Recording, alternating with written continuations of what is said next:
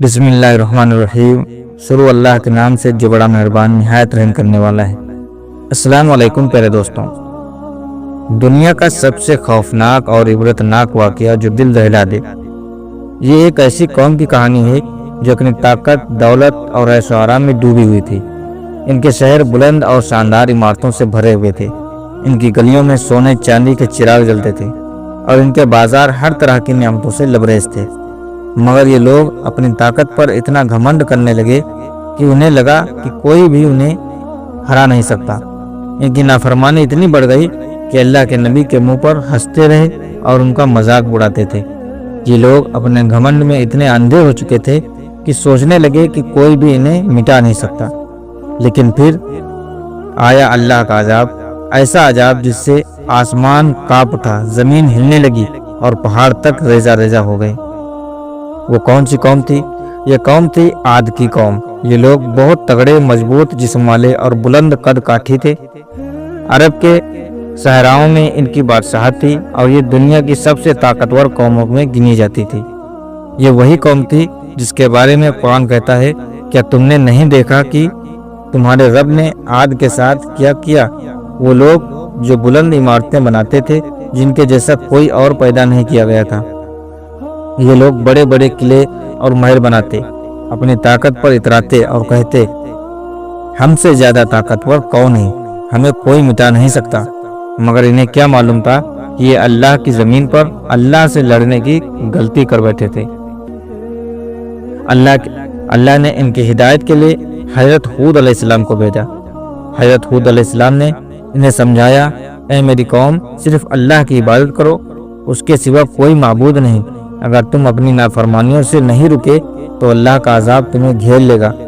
لیکن عاد کی قوم نے ہود علیہ السلام کا مذاق اڑایا اور کہا، ہم پر کوئی عذاب نہیں آیا، ہم پر کوئی عذاب نہیں آنے والا، ہم بڑے طاقتور ہیں، ہمارے محل مضبوط ہیں، ہمارے پاس دولت ہے، ہمیں کوئی ہرا نہیں سکتا۔ حضرت ہود علیہ السلام نے بہت سمجھایا مگر وہ نہیں مانے، بلکہ انہوں نے الٹا کہا، اگر تم سچے ہو تو عذاب لے آؤ جس سے تم ہمیں ڈراتے ہو۔ یہ کہنا تھا کہ آسمان میں کالے بادل گھرنے لگے، ہوائیں تیز چلنے لگی اور پھر ایسی آندھی آئی کہ پوری دنیا تھرا اٹھی۔ پھر وہ دن آیا جب اللہ کا وعدہ پورا ہوا۔ سب سے پہلے آسمان پر کالے اور سرخ بادل چھانے لگے۔ عاد کی قوم خوش ہو کر بولی، یہ بادل ہمارے کھیتوں کے لیے بارش لائیں گے۔ مگر یہ بارش نہیں بلکہ ہلاکت تھی۔ پھر اچانک تیز ہوائیں چلنے لگیں۔ یہ عام ہوائیں نہیں تھی بلکہ وہ آندھیوں کی جو پہاڑوں کو بھی چیر سکتی تھی۔ قرآن میں اللہ تعالیٰ فرماتا ہے، اور عاد کی طرف ہم نے وہ تیز اور بھیانک آندھی بھیجی جو 7 راتیں اور 8 دن لگاتار چلتی رہی، اور تم دیکھتے کہ وہ لوگ ایسے گر پڑے ہیں جیسے کھوکھلے کھجور کے تنے ہوتے ہیں۔ یہ آندھی اتنی خطرناک تھی کہ یہ پتھروں کو چیر کر رکھ دیتی تھی۔ جو کوئی گھر میں چھپا تھا دیواریں اس پر گر پڑتی، جو کھلے میں ہوتا وہ ہوا میں اڑ کر میلیں دور گرتا جاتا۔ جانور، درخت، کھیت، محل سب کچھ مٹی میں مل گیا۔ 8 دنوں کے اندر پوری قوم ختم ہو چکی تھی۔ وہ بلند عمارتیں، ان کی طاقت، ان کے شاندار بازار سب مٹی میں مل چکے تھے۔ وہی لوگ جو کہتے تھے ہم سے زیادہ طاقتور کون ہے، آج وہ زمین پر اس طرح گرے ہوئے تھے جیسے سوکھے ہوئے کھجور کے تنے۔ ان کے شہر ویران ہو گئے، ان کے محل کھنڈر بن گئے، ان کی ہڈیاں ریت میں دفن ہو گئیں۔ آج وہاں کوئی ہنستا کھیلتا نہیں تھا، کوئی آواز نہیں تھی، صرف ویرانی تھی، سناٹا تھا، اور وہ تیز آندھی جو ان کے وجود کی آخری نشانی بھی مٹا رہی تھی۔ یہ قصہ صرف ایک پرانی کہانی نہیں بلکہ ایک سبق ہے۔ آج کے انسان بھی یہی کرتے ہیں۔ ہماری سائنس بہت ترقی کر چکی ہے، ہمارے پاس نیوکلیئر پاور ہے، ہمیں کوئی مٹا نہیں سکتا۔ مگر کیا عاد کی قوم بھی یہی نہیں کہتی تھی؟ آج دنیا کے بڑے بڑے شہروں کو دیکھو، کیا وہ ہمیشہ ایسے ہی رہیں گے؟ کون جانتا ہے کہ کس وقت ایک طوفان، ایک بھوکمپ، ایک ہماری اور سب کچھ مٹی میں ملا سکتی ہے۔ قرآن ہمیں یاد دلاتا ہے کہ تم نے ان سے عبرت حاصل نہیں کی، ان سے کوئی نصیحت حاصل نہیں کی۔ اس قصے کو صرف سن کر حیران مت رہیے، بلکہ سوچئے کیا ہم اللہ کے حکم کے مطابق زندگی گزار رہے ہیں؟ کیا ہم بھی عاد قوم کی طرح غرور میں پڑے ہیں؟ کیا ہمارے بھی گناہ اللہ کے عذاب کو دعوت دے رہے ہیں؟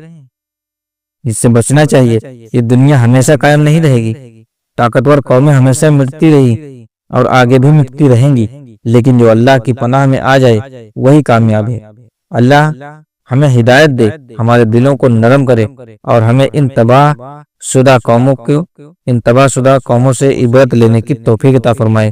محترم بزرگوں، دوستو، ہمیں سمجھنے کی ضرورت ہے، ہمیں دین کی سمجھنے کی ضرورت ہے، ہمیں دین پر چلنے کی ضرورت ہے، ہمیں نبی کریم صلی اللہ تعالی وسلم کے راستے پر عمل کرنے کی ضرورت ہے۔ تو ہم آج سے وعدہ کریں کہ انشاءاللہ تعالی آج سے قرآن و حدیث کی روشنی پر عمل کرنے کی کوشش کریں گے اور اللہ سے دعا کریں گے اللہ تعالی ہم سب کو دین پر چلنے کی توفیق عطا فرمائے۔ یہ تھی آج کی ویڈیو جو میں نے آپ لوگوں کے سامنے بیان کی۔